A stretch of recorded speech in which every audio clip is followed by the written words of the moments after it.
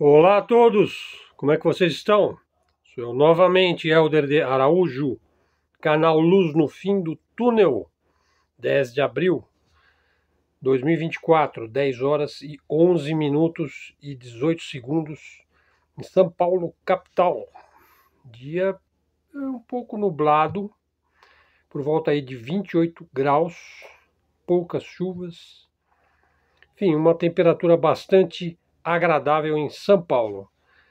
Lá no meu blog vocês vão encontrar uma matéria aí do economista Jeffrey Sachs, que trabalhou no Haiti.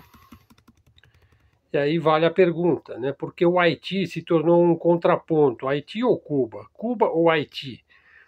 Vai para Cuba ou vai para o Haiti? Bom, se me fosse feita essa pergunta uns anos atrás e eu não tivesse opção, você tem que escolher, ou você vai para Cuba ou você vai para o Haiti. Claro, se fosse na época da Revolução Cubana, acho que eu iria para o Haiti. Mas hoje em dia eu iria para Cuba, com toda certeza, né? Claro, você vai viver em Cuba, você vai ser pobre, mas você pode andar à noite, né? Você tem escola para seus filhos, você tem uma educação de qualidade, inclusive. Você tem um serviço público de saúde, que é considerado modelo, né? Agora, no Haiti você não tem nada, né? Você só tem um neoliberalismo atroz, né? E grupos que se matam uns aos outros, né? Tudo em nome da tal liberdade. Então, assim, é uma matéria interessante aí que vocês vão encontrar aí no meu blog Helder Araújo. Você encontra a descrição aí dos meus áudios e dos meus vídeos aí na descrição, né? Esse aqui é um canal que ele veicula tanto no YouTube, que chama Luz no Fim do Túnel, como também no podcast Luz no Fim do Túnel também, no Spotify, que se encontra na forma de episódios, exclusivamente na forma de áudio. Depois também tenho lá uma continuação aí da novela, da série Musk versus STF, que agora eu já estou com o desconfiômetro ligado, né? Por quê? Porque não para de vir, presta atenção, não para de vir agora anúncios do Starlink, né? Do Starlink aí, do Mr. Musk, né? Do Relações Públicas aí, da Tesla, né? Do cara que dá a cara a tapa na mídia mainstream, né? Do bilionário, do famoso bilionário que é o homem mais rico do mundo, né? Talvez seja o mais cara de pau do mundo, né? Que ele é talhado para mostrar a cara, né? E aí você começa a ver Starlink, na mesma semana que começa essa briguinha de boteco aí, Musk versus Alexandre de Moraes. E agora ontem ele falou, ele é um ditador, né? E ele leva aquele presidente deles lá, o Lula, na coleira, como um cãozinho. Quer dizer, e aí o Moraes responde, né? Você vê que o Moraes está sempre predisposto a alimentar esse tipo de contenda, de briguinha, né? Porque isso gera muita mídia, gera muitos canais aí, tanto de direita como de esquerda, tanto os dois neurônios, né? Aí a cultura binária, né? Eu sou totalmente a favor, né? Ele é um salvador, ele é o cara que vai salvar a liberdade de expressão no Brasil, ele é o cara que vai colocar o STF no seu devido lugar, ele vai acabar com o ativismo judicial no Brasil. Ele é o cara, né? E do outro lado, não, o STF está salvaguardando a soberania brasileira, como se fosse função do STF salvar a soberania do Brasil, né? O STF é uma instituição que merece, que representa aí a jurisprudência, o judicialismo brasileiro, ele tem que ser preservado. E a esquerda toda começa a defender o Moraes, o STF, né? E de repente ele se torna aí, sabe, acaba no campo do chauvinismo, né? Enfim, agora, Starlink, né? O que me impede de raciocinar assim, olha, o Xandão e o Musca, eles estão conluiados para criar essa polêmica. O objetivo é o Starlink, é enfiar o Starlink aqui na goela do brasileiro. Olha que maravilha, o satélite Starlink, né? Você vai ter internet rápida e, principalmente, você pode ter o X. Nós vamos tirar o X do Brasil, mas você vai poder acessar o X pelo Starlink. Quem me garante que os caras não estão nesse jogo juntos? Quem me garante? Ah, Helder, você é conspiranoico, hein? Você é conspiratório, hein? Meu, no capitalismo vale tudo para ganhar dinheiro, minha gente. Faz parte, isso aí é do espírito do neoliberalismo. A única diferença é que você tem aquele indivíduo que vende a própria mãe e não entrega a mercadoria, né, no neoliberalismo. Mas você tem aquele que vende a própria mãe e o pai junto e entrega a mercadoria. Assim, mas o objetivo é o lucro, né? É o dinheiro.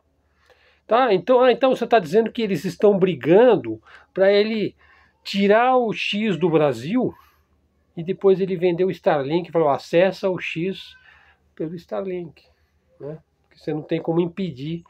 É uma espécie de uma VPN aí maior, né? Você pode acessar, então, não só o Twitter, mas qualquer outro tipo de mídia que foi, vamos supor, ela não pode ser veiculada no Brasil. Por exemplo, o TikTok lá, foi expulso dos Estados Unidos. Mas eu acho que o cara que tem lá o VPN, XYZ, o Starlink maravilhoso, ele pode acessar e continuar acessando o TikTok, né? Bom, então assim, vamos esperar, né? Eu acho que essa atividade persecutória aí, de perseguir cara da direita, bolsonarista, bolsolavista, é um fenômeno aí, mas essa coisa de perseguir desafetos políticos é global, isso acontece no mundo inteiro, né? Não é só no Brasil, né? Onde o judiciário está politizado, né? E está usurpando poderes de outros poderes, dos outros poderes. Portanto, se eu tiro o seu poder e eu passo a ter o seu poder, você não tem mais poder. Quer dizer, o legislativo ele tem a sua função e tudo mais, mas quem manda, no fim das contas, é o autocrata, é o monocrata, né? Ele não foi votado, ele não foi eleito, ele não precisa prestar contas ao povo, ele não precisa prestar contas às outras instituições. É um estado de exceção, né? Ah, mas ele é importante porque ele pode impedir o pior. Então, o que seria o pior? O pior seria um golpe de Estado. O pior seria uma guerra civil, né? Será que o STF impediu uma guerra civil no Brasil? Uma pergunta, né? Será que ia ser dado um golpe militar lá no dia 8 de janeiro de 2023? 2023, ano passado, né? O mais provável aí na contenda é dobrar a aposta, né? O Musk vai dobrar a aposta e o Xandão vai dobrar a aposta, né? Não vamos apostar em nenhum lado, né?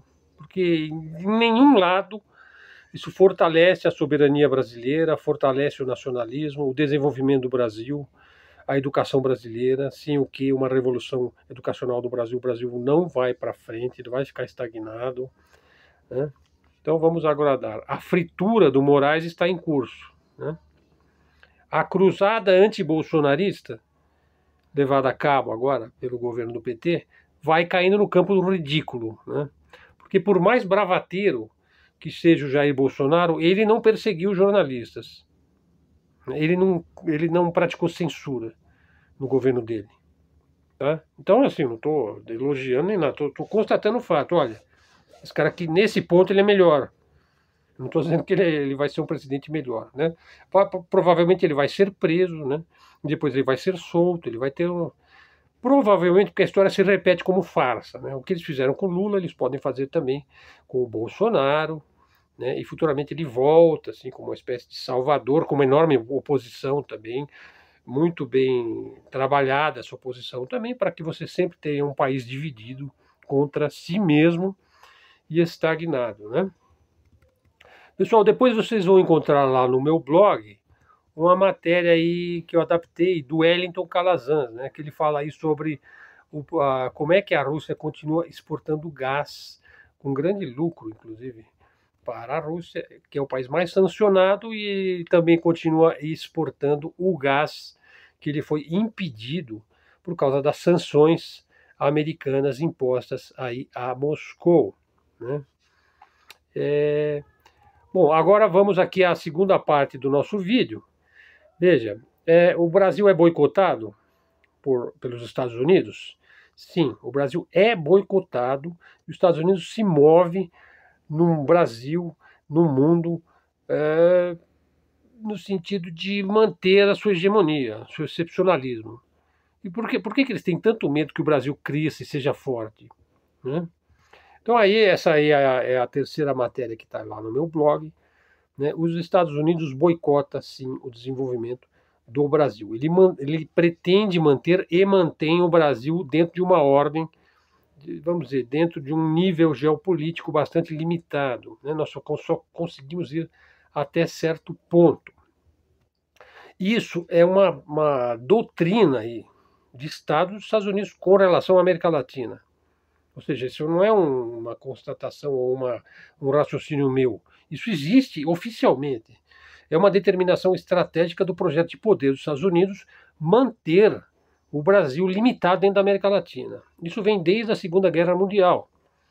Quer dizer, a hegemonia dos Estados Unidos ela se dá sobretudo no pós-guerra, após a Segunda Guerra Mundial. Os Estados Unidos foi o grande beneficiário desta guerra, né? No pós-guerra, que a Europa cai para um segundo plano, se torna subserviente aos Estados Unidos. Consistia naquele momento em trazer a Alemanha para a sua área de influência. A gente sabe que a Alemanha ficou dividida, mas ela passa a parte ocidental da Alemanha passa a ser uma persona grata aí para o excepcionalismo americano e também mantê-la o mais distante possível da Rússia, que passa a controlar o outro lado do muro. Né? E na Ásia? Na Ásia consistia em trazer o Japão, que foi devidamente bombardeado, né? E se submeteu docilmente aos americanos. Bom, e na América Latina? Veja, nós não precisamos bombardear, nós não precisamos trazer para o nosso lado, nós só temos de impedir que eles se tornem uma potência. O Brasil é o país da América Latina com mais potencial, até pelo seu tamanho, pelas suas características, aí, sua dimensão, sua população grande, seus recursos naturais ilimitados, né? Uma certa coesão social, né? Que agora eles estão tratando de dividir ao máximo, né? Esfacelar a unidade nacional brasileira, que eu acho que não vão conseguir. Tá? Nós somos mais fortes do que o globalismo. Vou apostar aí no impossível, porque também não tem muita alternativa. Eu tenho que apostar no Brasil, né? E nos brasileiros. Então, assim, temos aqui uma fala aqui do Tiago Rodrigues, cientista político e professor da Universidade Federal Fluminense. Ele diz o seguinte: olha, não é assim que os Estados Unidos ele quer sufocar totalmente o desenvolvimento econômico brasileiro. Na verdade, assim, interessa para os Estados Unidos ter o Brasil, inclusive para como ele precisa ter um certo desenvolvimento dentro da América Latina, porque assim nós temos lá um país servil à nossa vontade e ao nosso projeto de hegemonia mundial e global, impedindo que outros países no entorno do Brasil, quer dizer, usar o Brasil como um imperialista dentro da América Latina para impedir outros países, inclusive. Então, usar o Brasil, nós temos que desenvolver e dar algum tipo de incentivo ao Brasil, né, de maneira que ele esteja dentro da nossa ótica, dentro da nossa lógica, que é uma lógica, vamos dizer, assimétrica. Então, o Brasil, veja só, ele depende mais dos Estados Unidos do que os Estados Unidos do Brasil. Então, dentro dessa lógica, a gente pode incentivar o Brasil a ter um certo desenvolvimento, porque assim ele funciona como um certo imperialismo dentro da América Latina, sufoca aí os outros países no entorno do Brasil, e com isso a gente usa o Brasil para submeter toda a América Latina. Essa é uma outra visão.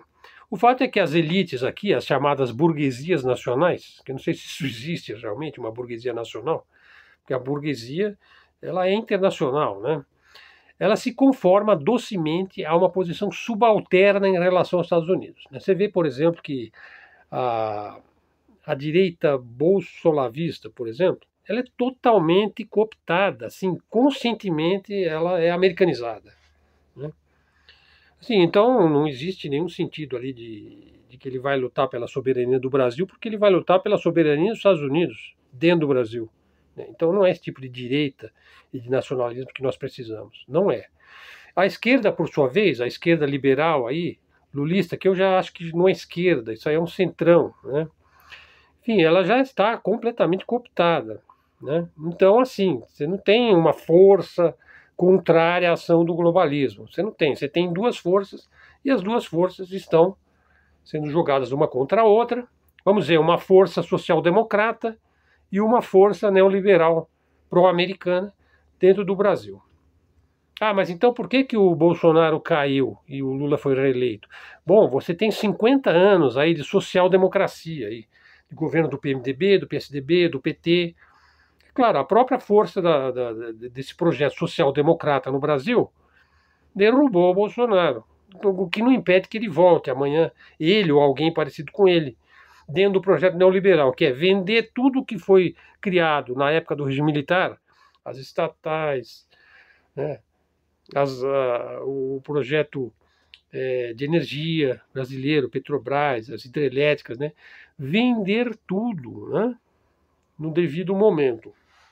E aí volta à esquerda, começa um processo de reestatizar, volta o neoliberalismo, começa a vender tudo. Quer dizer, isso é uma coisa mais manjada do que essa, e mais cooptada do que essa, não existe. Bom, então os Estados Unidos, ele pode se beneficiar com o nosso desenvolvimento e vão impedi-lo sempre que necessário. Por exemplo, a indústria de defesa brasileira. Eles boicotam aí o nosso satélite, boicotam o submarino nuclear, né? Boicotaram. Né? Por quê? Porque não interessa para os Estados Unidos, né? Uma dominância estratégica aqui. Por quê? Porque o complexo militar industrial norte-americano é uma peça fundamental no sistema capitalista econômico americano. Então, porque os Estados Unidos é um país que ele não consegue viver sem produzir guerras. Ele tem uma indústria de defesa poderosíssima, né? A Raytheon, a Lockheed trabalham para o Pentágono. Os Estados Unidos é um sistema de empresas, de corporações industriais, de empresariado, que é o próprio Estado, que é o próprio governo dos Estados Unidos. E claro que não interessa concorrentes para os Estados Unidos aqui na América Latina. Isso significaria perder contratos das empresas do setor de defesa dos Estados Unidos. Por exemplo, então quando eu digo que ele boicota, não é uma metáfora, ele boicota. Por exemplo, o Brasil queria vender o Super Tucano, o avião brasileiro, hein, para a Venezuela. A venda foi embargada pelos Estados Unidos. Não, você não pode vender por vários fatores. Primeiro porque é para a Venezuela, que é, dependendo do contexto e do escopo da política americana, externa e interna, ele é uma persona grata ou ele é uma persona não grata. Depende do interesse que eu tenho num determinado momento no petróleo e no preço do petróleo. Né? Então, o Super Tucano usa certas partes que é fornecida pela tecnologia estadunidense. Portanto, se eu não fornecer, você não tem como entregar o Super Tucano aí para a Venezuela. E assim, e aí os Estados Unidos nos impõem certos pacotes de ajuda militar. Né? Vem na forma de um pacote. Por exemplo, o Plano Colômbia lá, o Acordo de Segurança e de Combate ao Narcotráfico. Quer dizer, esse pacote ele é um investimento direto do Estado americano na sua própria economia de defesa. Entrega dinheiro, mas há muitas condições aí nesses contratos para que o equipamento comprado de defesa seja de indústrias americanas. Quer dizer, uma dominação industrial. E a ideia é que não é que você se desenvolva, é que você se torne dependente das tecnologias que eles podem nos fornecer. Veja, mas hoje eles também estão numa sinuca, né, porque eles estão reféns da produção real, da grande produção que é feita na China. Né? Bom, então assim, como diz aí o professor, aí o Tiago Rodrigues, a nossa liderança brasileira vai vir da nossa capacidade de criar desenvolvimento aqui no Brasil e de globalizar, né? Porque a gente tem também, sabe, um enorme potencial aí em termos de energia, saúde pública, política pública, agricultura. O Brasil ele deve se desenvolver e exportar para a África, para a América Latina. Né? Para isso você tem que ter força. Né? Veja, eu vou falar agora a terceira parte do vídeo, parte final, algumas conquistas tecnológicas do Brasil nos últimos anos. Por exemplo, na parte de software. O Brasil é um dos maiores polos de desenvolvimento de software livre do mundo, com destaque aí para o Linux, o TOTVS e o Conta Azul, entre outros. Aí vamos ter que, vou apenas citar, tá? Na área de segurança cibernética, ó, a Tempest, a Cypher, desenvolvem soluções aí de segurança cibernética, inclusive é exportado, hein? Ó, segurança cibernética feita por brasileiro, exportada aí para outros governos e para outras empresas. Nas fintechs, o Nubank, por exemplo, o PagSeguro, o Mercado Pago, né? Traz soluções aí. Eu mesmo tenho cartão Nubank, né? Eu recomendo, eu não tenho problema ali com aquele cartão, né? Na área de biotecnologia, ó, você tem aí, ó, o Instituto Butantan, que teve um papel relevante aí na época do Covid, a Fiocruz, né? Desenvolve-se aí vacina contra a dengue, contra o Covid, contra a Zika, etc. O Brasil é líder em pesquisa e desenvolvimento de tecnologia para a agricultura tropical. A gente está produzindo novas variedades de soja, de milho, de cana-de-açúcar. Né? O etanol é um negócio que deu certo. O Brasil é o maior produtor e exportador de etanol do mundo, que é um biocombustível renovável, a palavra que eles adoram, né? Sustentável. Né? Contribui para a redução da emissão de gases do efeito estufa, que é a grande preocupação dos europeus. Né? Preocupação entre aspas. Né? Energia eólica. O Brasil é um dos líderes mundiais na geração de energia eólica, com destaque para as turbinas eólicas offshore. Precisaríamos também analisar o que é isso daí, né? Veja, essa questão da energia, não é que nós vamos querer substituir todo um modelo, né, como os europeus fanáticos aí do Greenpeace pregam. Não, a gente vai gradualmente criando esse tipo de tecnologia. E na indústria aeroespacial?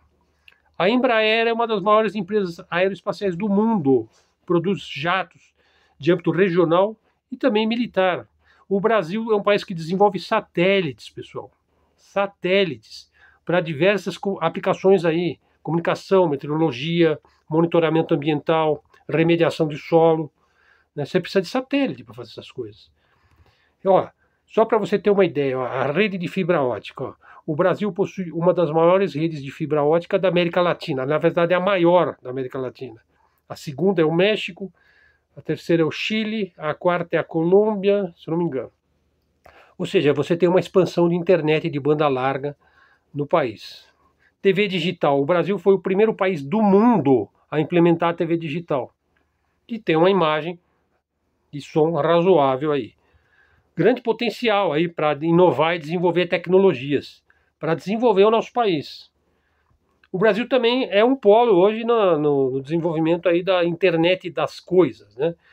Já com certas tecnologias entrando na área da agricultura, da saúde, por aí vai, né? Até na inteligência artificial, né? Para a área da saúde, da educação, da indústria. Pessoal, então é isso. Então, o Brasil não é tão fraco quanto a gente pensa. Ele tem um enorme potencial. Ele ainda não dá o salto, né? O salto do tigre, porque a educação brasileira está estagnada e não está fazendo a lição de casa, né? Que a gente precisa de um ensino fundamental sólido, precisa de um ensino médio profissionalizante, técnico, e precisa de universidades que atendam às necessidades do Brasil, para os brasileiros. Então a gente precisa também de uma maneira de administrar a nossa educação e a nossa ciência. Pessoal, é isso daí. Canal Luz no Fim do Túnel. Espero que vocês apreciem as nossas ideias. Livre expressão, livre comunicação. Canal de mídia alternativa, de mídia independente. Se gostou do vídeo, dá um like aí para mexer com o algoritmo aí do YouTube. O canal é pequeno, é novo, são vídeos diários, áudios que aparecem também no Spotify, lá no podcast do Spotify, que também se chama Luz no Fim do Túnel. Obrigado a todos.